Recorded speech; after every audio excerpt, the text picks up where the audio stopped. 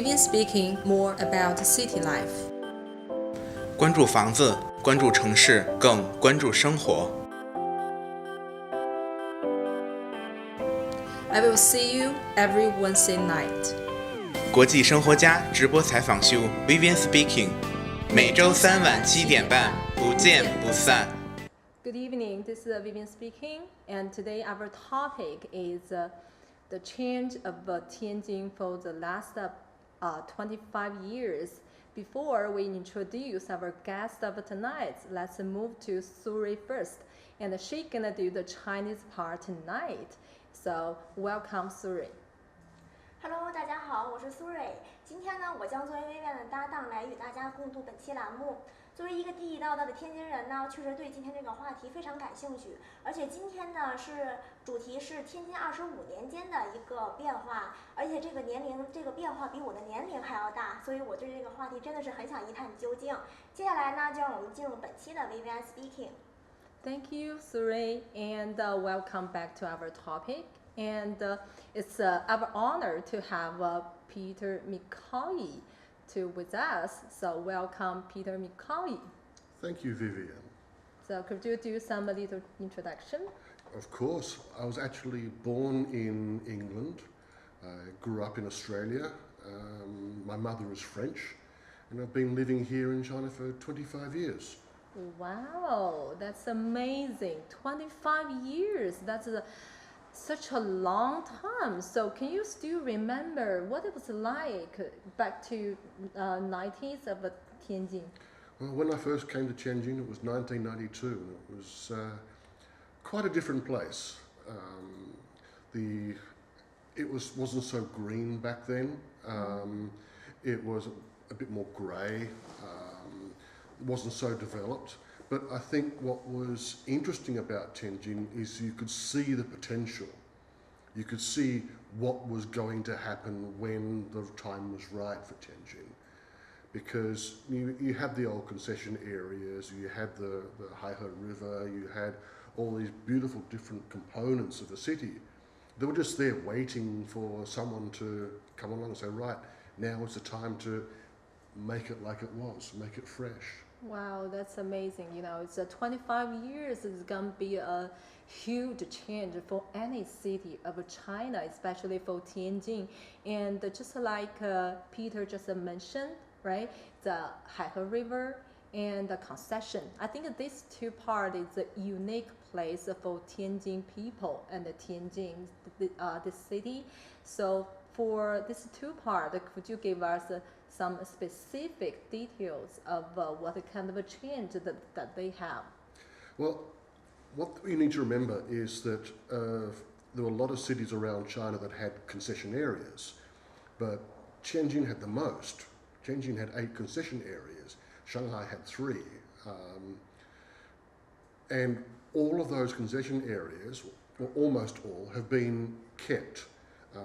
The British concession area, the Italian, the French, the German, the Austro-Hungarian, they've all been kept. Okay, there was 3 areas that haven't been kept. One was the American concession area, but that was a part of the British concession, and it was so small, it was basically lost.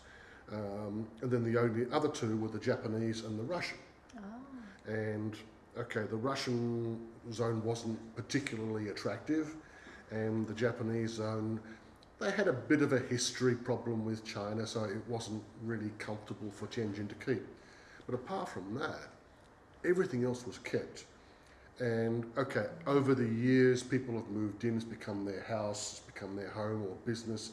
They've added bits and pieces onto it, little shop fronts and glass things and bits and pieces, and you couldn't really recognize some of it, but it was all still there, and you could see, oh, that looks a bit English, that looks a bit French, and you come fast forward 25 years to now, all of those buildings that were structurally intact have been restored back to the original design, because Tianjin still had the blueprints, still had the design, so they could bring in an expert, say an expert from Italy to do the Italian district, and he knew the colours, or they knew the colours, they knew the styles, they knew everything. They can make this place just like a new place, right? From the original blueprints, the original design. So it was easy to say, well, okay, that bit belongs, that bit doesn't belong, something's been taken away, something's been added on, so let's bring it all back to how it was. And you could see 25 years ago that there was this thing, this special thing that Tianjin had, that when the right time came along, it would come back to glory and make it very, very unique. Because in reality, there is no other city in the world that has this. I think maybe the Tianjin's concession, maybe the biggest in China. It's the biggest in China. It's got the most different architectural styles, Yes. and it's all been preserved. So it's late 19th, early 20th century France and England and Italy on the Austro-Hungarian Empire and Germany. There is no city in the world where you can walk through these different styles in half a day. It's so special. Okay, so what about the Haihe River? When I first came, Haihe River wasn't as beautiful. No. No, Okay. it was there, but the banks were dirt and mud. There was no nice walking areas alongside the river. There was no retaining walls. There's a lot of bridges now that we have that weren't there back then, or they were old bridges but you couldn't use them anymore. There were a lot of old boats and barges that some people lived on. Okay, for very, very poor people living on them. Some of them. There were fishermen that were still using the river. There was boats that were just storing things. I don't know what, but it was just storage. So it wasn't so clean and tidy. But again, over the time, it's been cleaned up and restored, and what belongs is kept, and what doesn't belong is taken away. And now it's just a beautiful world-class river. Okay, we may have some pictures of Haihe rivers. What kind of a change is the take? Okay, we can look at it later. And so let's move to the Surrey. Hello， 大家好，我是苏瑞。然后刚才呢，在 Peter 的谈论中呢，我们听他谈论了25年间天津的一个变化。他92年来到天津呢，也是见证了海河的一个发展。从一开始海河呢，无人治理，不能说无人治理吧，然后就是河面上有很多瓶子呀，还有一些垃圾。然后到现在呢，海河是一个非常干净，然后也是给了天津人一个非常好的一个舒适的一个居住环境。然后同时呢，Peter 也提到了一个天津的租界文化，在五大道呢以前是有各个租界的，后来呢随着俄租界还有日租界的一个消失，然后成立了现在的这么一个文化，这也是非常珍贵的一个凭证吧，也是一个考证，让我知道了很多一个知识。然后接下来呢，让我们把时间交还给薇薇安还有 Peter。Thank you, Suri, and let's welcome back to our topic. And for the past 25 years, the urban development must have changed a lot. So how about let's take some picture, all right? Right. To say what kind of a huge change is here.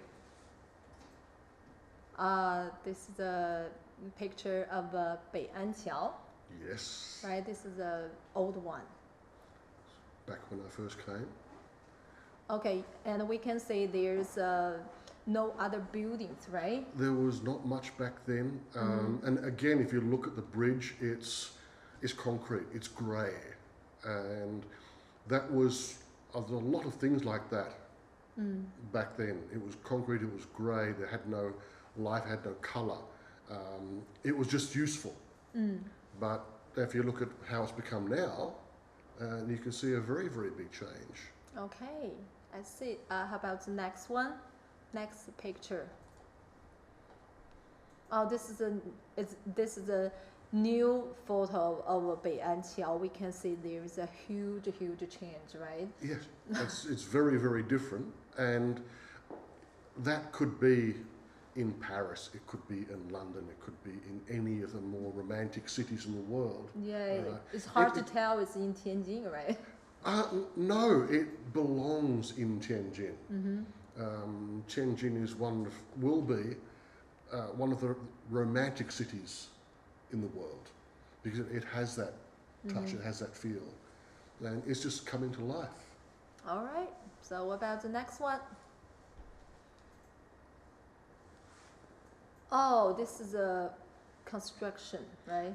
Comparison, yeah. Then you can see the old versus the new, and you can see how much, just in one picture, how much things have changed. Yes. Okay, so let's move to the next. Wow, this is interesting. Do you know where it is? Yes, this was Binjiangdao. This was a market off to one side at the Nanjinglu end of Binjiangdao, and 吉利大厦, right? opposite Jilidasha. Opposite. Yeah, Also, it was it's on the Binjiangdao side, Nanjinglu Binjiangdao on Okay. that corner, but it was huge. Yes. And it was clothing, it was shoes, it was toys, it was belts, it was all sorts of things. Absolutely enormous. And you could spend hours in there just wandering around, looking at the different stalls. And it was always very busy, especially in the weekend. And it was, although it was fascinating because there was so much to look at, it was also a little bit scary because you know that if there was a fire in there, there was no way you could get out. Right. There's no escape, right? No, because it was Okay. there was all these little narrow lanes and you couldn't really even tell where you were in relation to how do you get out. You just had to keep walking and turning left, turning right, and eventually, oh, I'm back on the street again. Yes. So about next one. Wow, this is a typical picture of the 90s. Yes, that's the old Catholic church just behind Nanjinglu, behind the international market. The church has been there for a very long time, but you can see what Nanjinglu was like back then. There's no car, right? There's no cars, very few bicycles. It was very, very quiet. Back then, there were so few cars on the road. Taxis, there was a few, not many. There was a few Thousands of bicycles. bicycles. There was bicycles everywhere. Okay. And it was coming from outside, coming from where I grew up in Australia, and you go into the city, you might see 2 or 3 bicycles. Then you get to Tianjin and there's 2,000 or 3,000 bicycles all together waiting for the red light to change. And it was like, whoa, this is quite interesting. Yeah, so back now, there's a piles of cars waiting for the traffic light. Yes, right? that's right. And it's been a development. It's gone from bicycles to cars. But over the same period, you've got cities in Europe that have gone from cars and now going to bicycles because it's cleaner and more convenient. And I think this will also happen in Tianjin for environmental reasons and convenience reasons. But it will be a lot quicker and a lot easier. Yes. Because people can remember. It was actually quite easy to ride your bike around town. Let's see. So about the next photos. This is the old subway, right? Oh, of yes, the Yingkou Station. That basically, it was a subway that ran under Nanjinglu. It didn't go very far. It wasn't particularly useful, but it was there. And of course, I had to ride it at least once because that was an experience. For experience. Just for the experience. I mean, you have to remember when I first came to Tianjin, everybody worked 6 days a week. 6 day weeks. There wasn't 2 day weekend. 1 day. 1 day rest. Okay. Which was a Sunday. And I knew that I had a limited time, or thought I had a limited time in Tianjin back in the early 90s. I was here to do a job. I was working for a big pharmaceutical company, Mecoy. So that 1 day off each week for me was important to learn about Tianjin. So I was staying at an international building, and on a Sunday morning after breakfast, I had a little tourist map in English, which had some of the roads, okay, not all, which was confusing, but I would just pick a direction and go. So I saw a little adventure, right? Yeah, and I would just wander in that direction, and I'd find Bingjiandao, I'd find the subway, I'd find the old antiques market on Shenyangdao behind Bingjiandao. Okay, and it was really an adventure, but it was about learning the city, and it doesn't matter what direction I took. It was fascinating. It was wonderful, even back then. Yes, it's lots of good memories, right, in Tianjin. A lot of big memories, a lot of things that, wow, you understood what life was like. I mean, you'd go down a little side street, and in winter, and there'd be a mountain of baitai. Okay, that all the trucks had come in from the farms, and people were selling, and it was like 4 or 5 meters high, all right, and just thousands and thousands and thousands of baitai, like a little mountain. And there was somebody here selling to people. That's where they come to buy it, and it was like there wasn't much in the way of fruit and vegetables in winter. Yeah. It's not like now. Limited resources, This right? was the most important thing. So, yeah, wherever people could go and buy, they would buy it. Okay, wow, that's interesting. So let's move to the next one. We got a new subway. This is a new subway, and okay, it's a lot more useful than the old one, but it's really international Convenient. standard. Right? Yes, very convenient. I mean, I use it all the time. You do? If I'm coming into the city, Okay. I'll use a subway. All right. Because it's clean, it's convenient, you can come up almost wherever you want. And you don't need to find a park place. Yeah, exactly, because parking is always difficult in Tianjin. All right, so about the next one. Wow, this is the 大哥大. Have you used this before? I didn't use one, I had a friend that had one. It wasn't very useful, but it was good for, look, I've got one. Yeah, just show off, right? To show off, yeah. I had a pager. Page. Yeah, Yeah. I know that is on the waist, right? Yep, and if someone wanted to find me, they would find a public telephone, which they were everywhere back then, and they would stand there and they would call my number, and I would go find a public telephone, and then I would call that public telephone back. Yes. So I it do was- remember that part. It wasn't so convenient, but back then we thought that was wonderful. You could find me. Yes, that's good. So what about next? This is a The International Building, uh-huh. TIB, Wajirasha. Yes. And that's where I lived when I first came. Back then there wasn't so many places foreigners could stay, and it was pretty much TIB, Wajirasha, or the Hyatt, Kayue. Oh. And that was Only basically the it. two places Pretty much, yeah. allowed to stay for Yeah, foreigners. you couldn't stay where you wanted back then. All right. Things were a little bit different. I mean, China had just opened up. I mean, it was only late 80s that China was opening up to the world. Okay. And it was 1992, it was only a couple of years later. All right. Yes, actually, for the architecture style, even though it's been built for maybe more than 20 years, right? I think so. But the style is still new. Yeah, that's almost 30 years old now. Almost 30. Yeah. And yeah, if you look at it, it doesn't look old. It hasn't got old quickly. It could have been built 5 years ago. Yes. Yes. What about the next one? This is the Kayue.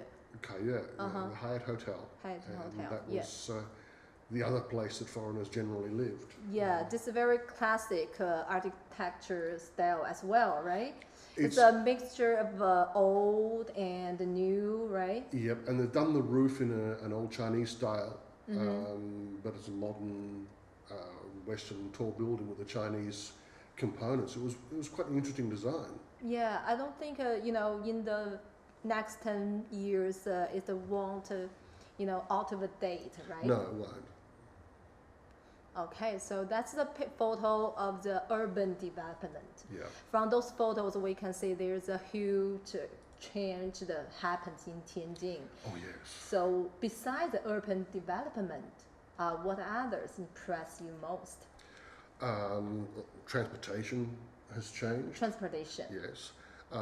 Getting around Tianjin is a lot easier. The roads are wider. I mean, I remember Chengda, when I first came, it was 2 lanes. I remember as And it was just a lot of motorbike repair shops and things like that. I mean, look at it now. It's a wonderful big boulevard. Yes. Beautiful. Okay, so actually the picture can tell the story. So how about we start from the pictures, Right. all right? Okay. So- 黄大发. Yes. That was about the, that would have been mid-90s, I think. When I first came, we didn't have those. It didn't have much in the way of taxis at all. It was either Russian ladas, there was not many of them, but you could find them, and three-wheel motorbikes. Oh, three Where wheels. you had the driver in the front, and in the back you had this little box that one or maybe two people could sit, and that was the taxis. And then later these dafa came, the mianbaoche,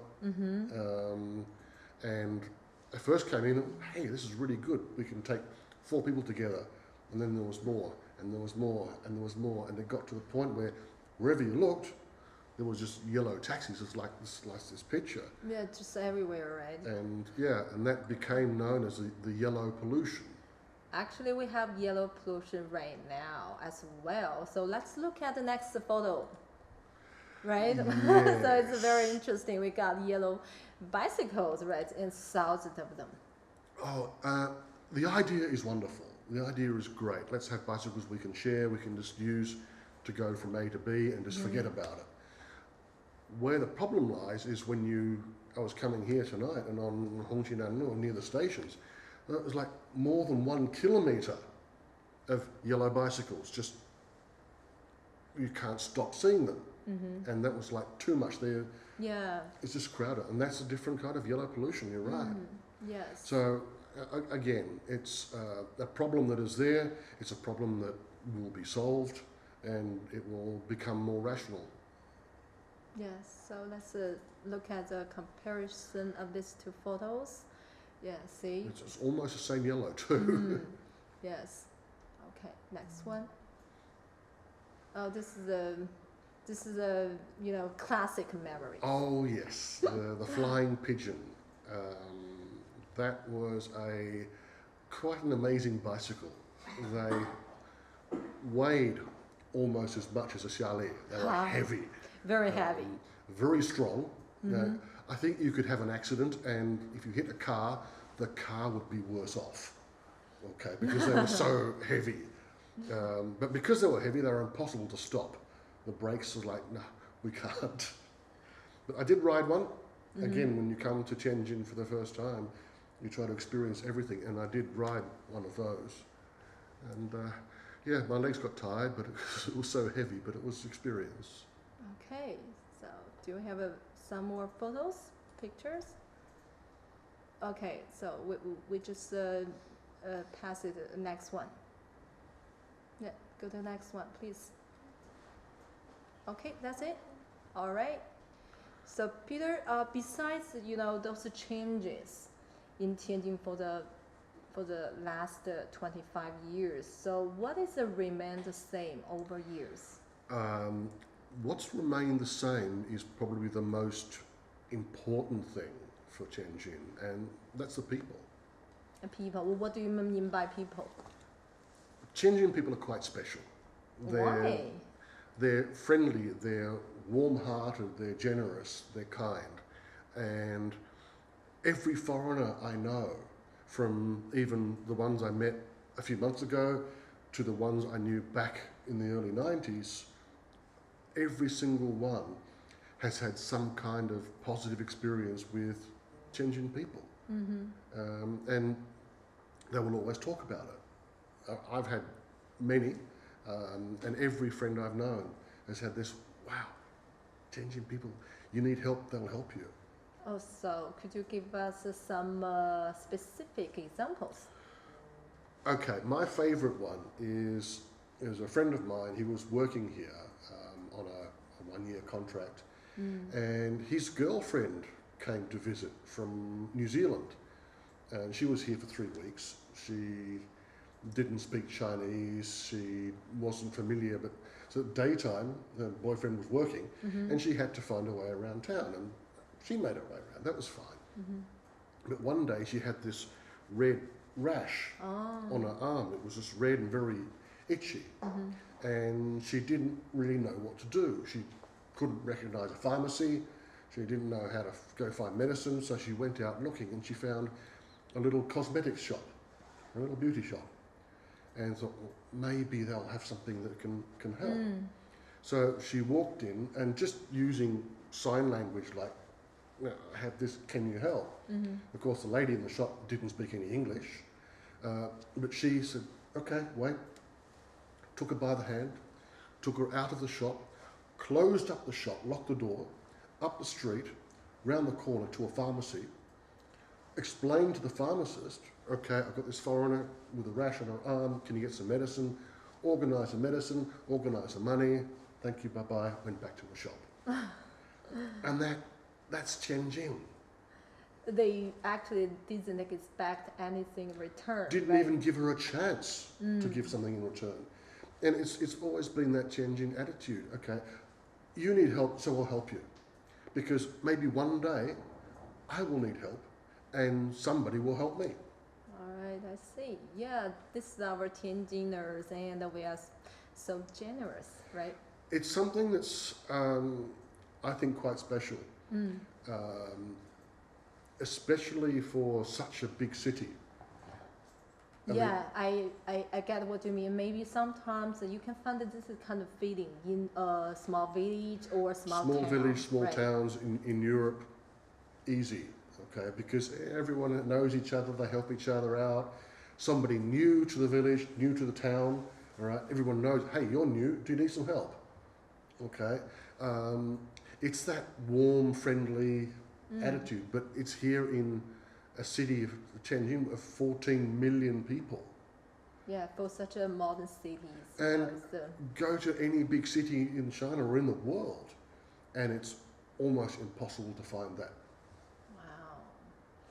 So, yes. It's So it was like that when I first came. It's like that now. That hasn't changed. And I really, really hope it never changes. Okay. Because it is so special. It's something that makes Tianjin so unique and so good for living. All right. And my next question is compared to other cities of China, and how can you define the urban growth of Tianjin? Urban growth of Tianjin, it's been amazing to watch because it's so organic. Organic. Yeah. It's growing naturally. It's growing not in a 1, 2, 3 planned way. Okay, it grows this direction and that direction, and it's part of because how Tianjin is constructed. You look at a road map of Tianjin, and it's not all north, south, east, west. Okay, it's roads that are followed along the river. Okay, so you can have one road that goes along here and then sort of turns around and then turns back again, but it's still the same road. And then as things have grown, as there have been developments from, say, the concession areas, the Wudadao area, it's old, it's got this antique feeling, this classical feeling. And then outside of that, you have new buildings, but they're of the same style. Okay, so you've got old to new, a little bit bigger. And then outside of that, then you've got the very, very modern buildings. And then down again to smaller, older buildings and to newer buildings, but there's a very good transition, yeah, right? so it's a gradual, it's not old, new, okay, with a very definite line in between. Okay. It's blends in together.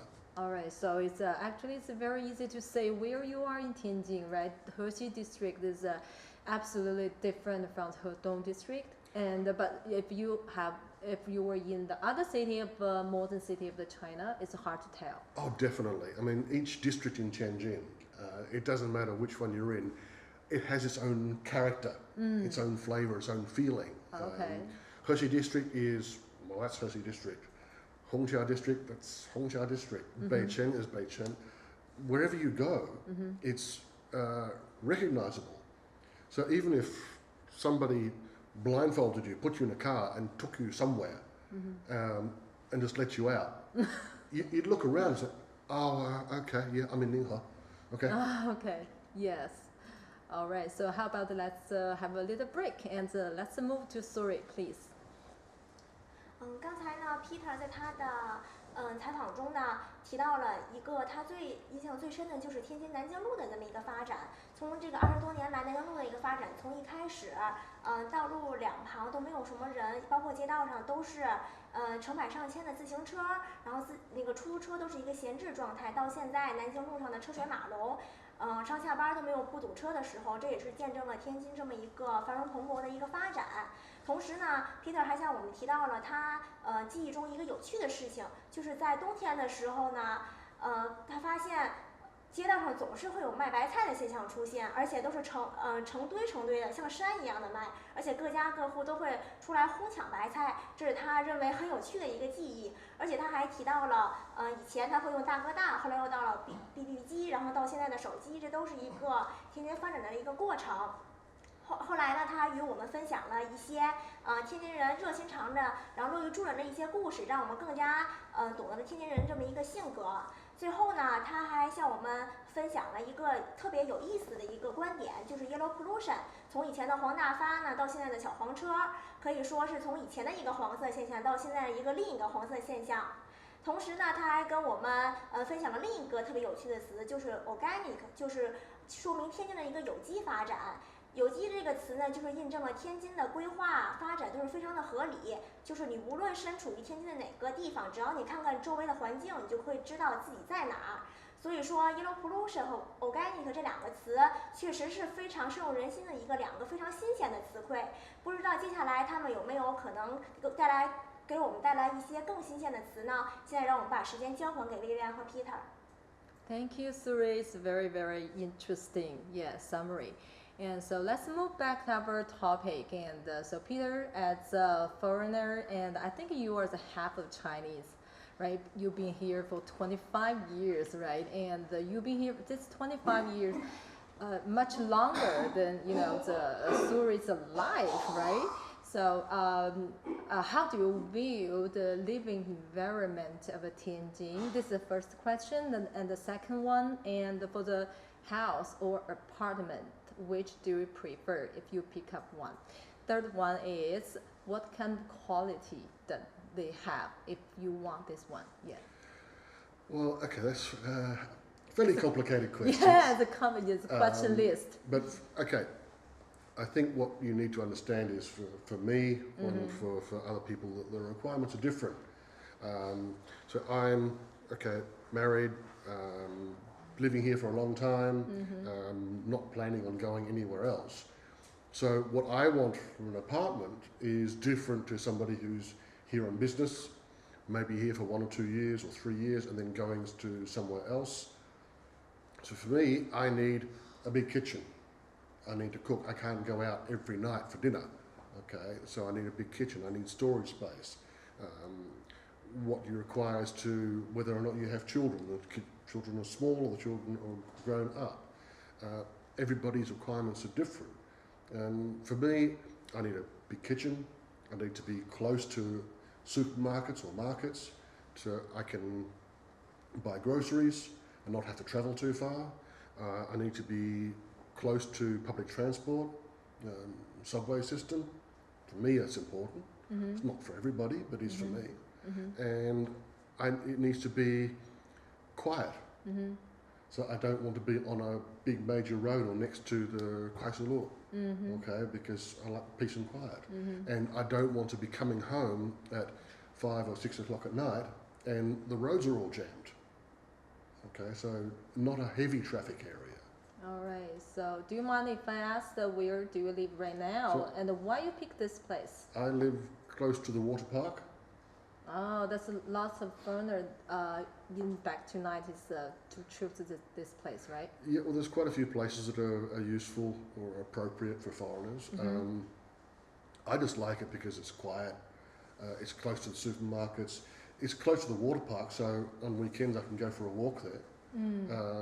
There's no heavy traffic, roads are never blocked, and it's just appropriate for me.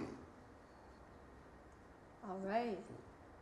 Okay. And Peter, I was be told that you are the long-term regular blood donors with a very rare blood RHD. So how long you have donated the blood? Well, I've been donating blood or donating platelets, 血小板 for 10 years now. For 10 years. Yeah. So how about let's have a look. What is RHD and to say how rare of this blood is, okay?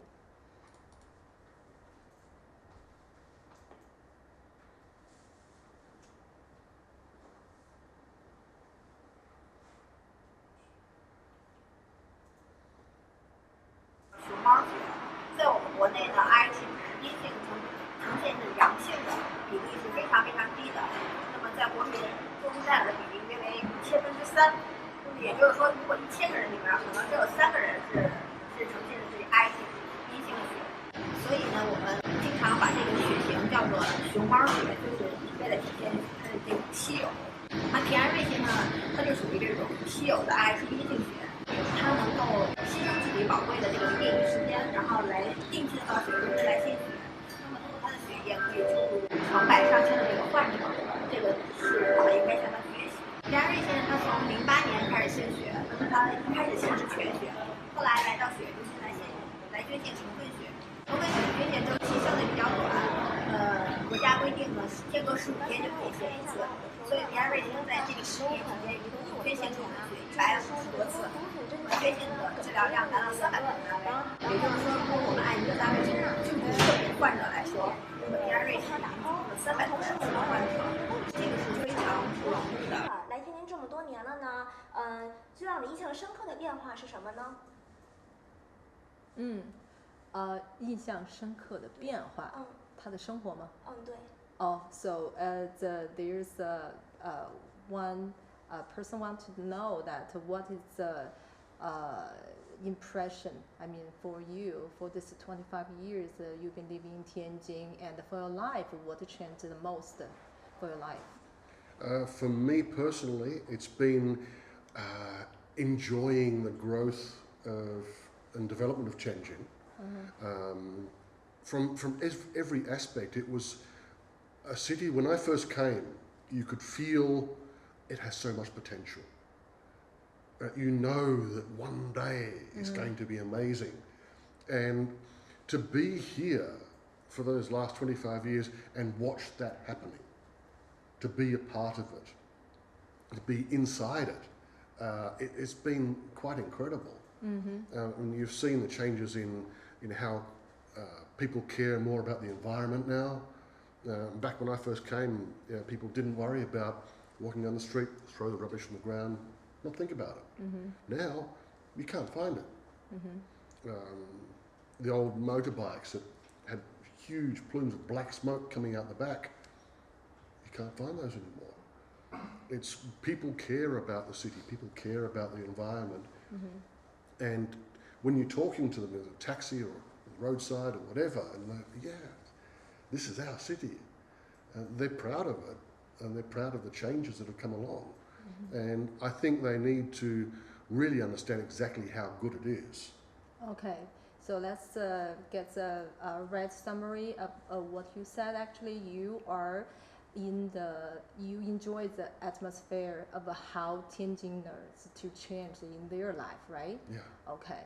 So 其实他这块儿觉得就是他自己生活这边改变最大的，还是他感受到了天津人的这么多年的一个变化啊，他觉得这个是他自己感受会很深的一个点。好，how about let's move back to the blood donor part, right? Okay. So how about Suri? Could you give us some more details about Peter's videos or something? Actually, Peter, there's a little surprise for you, and Suri found a piece of a video for you. I don't think you know it before because I didn't let you know that. Yeah. 刚刚呢，我又看了网友的评论，然后网友向我们就是向 Peter 表示感谢，因为就是他带我们重温了25年来这么一个变化。然后同时有网友向我们，就是也向我们表达一些感谢，就是感谢Peter 这么多年来在天津这么一个献血，然后救助了很多人。我也想向那个大家说一下，刚才那个视频是我去血液中心进行录制的。当我去到血液中心的时候，我表明了自己的来意，然后那边的医护人员呢特别热情，跟我说：“哦，老皮呀，是他呀。”然后表示特别愿意积极配合我的采访。然后这也表明了 Peter 就是深入人心的这么一个态度。所以，工作人员呢还为我们奉上了一段非常珍贵的视频，现在放给大家看。中国人有一句话，人人为我，我为人人。我在中国20多年了，感觉这里是我家呢，天津是我家，所以天津人就是我家人。每10天来献血都是帮助他们，支持他们，这是一种社会责任。我希望我的朋友们、我的学生们、我的家人都会来献血一次，给别的人帮忙，心里的感觉非常舒服，非常好。Okay, actually, RHD from the video, and we have learned that RHD is a very, very rare blood. Only very small percentage of people have this kind of blood, right? And in China, we call it 熊猫血 panda blood. So from the name, you can see how rare of this blood is. So I wonder, for this 10 years, how many units have you donated? Almost 300. I actually checked before I came here. I've got to 299 units. Wow. So does it mean that you have saved the 300 people already? I hope so.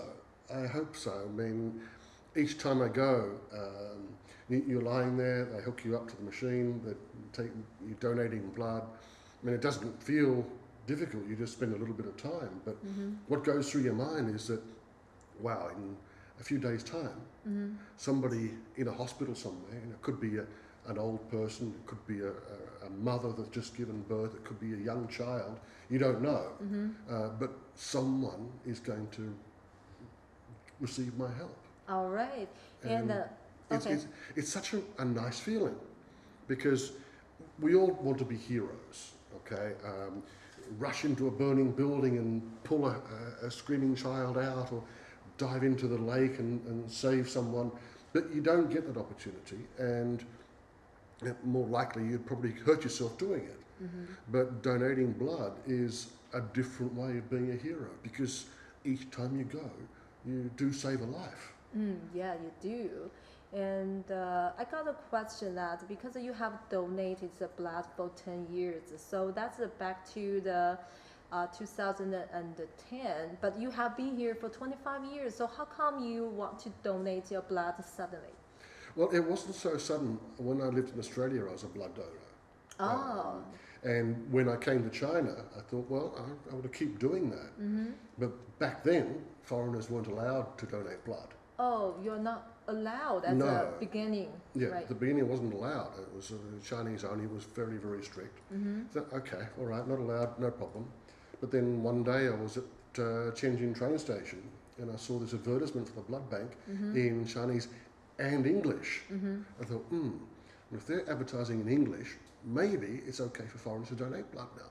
So a few weeks later, I saw one of the blood bank buses, and I went in and asked, can foreigners donate blood? Yes, you can. Wow. Right, okay, so let's do it now. Okay, that's That was in 2008. Oh, okay, 10 I years see. ago.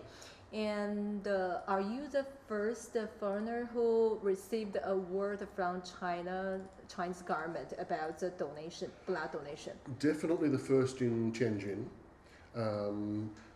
Most likely the first in China. They don't know. It's difficult to tell, because when you get into the system, you can't use your English name, you have to use your Chinese name. Oh. So, but the guys at the blood bank said they've never heard of anybody else, any other foreigner in China receiving this award. And it's nice to be first, but I don't want to be the last. Okay, and do we have the picture? Yes, we do, right? We have the picture of that's award for Peter.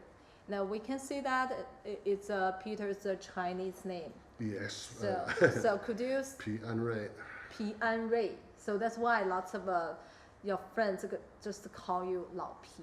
Well, my English name is Peter, and they said, Lao Pi, yep, okay, so Xing Pi. Okay, I see. All right, so how about let's move to Suri for the last time. 刚才呢，Peter 先生也是向我们讲述他献血的这么一个过程。他献血已经坚持10年了，从一开始的全血到今年的成分血。因为国家规定成分血是15天，每间隔15天可以献一次，所以他是每间隔15天就会去一次血液中心。然后这些年呢，也是救助了近300人次，所以我们也是向 Peter 先生表示一下衷心的一些感谢。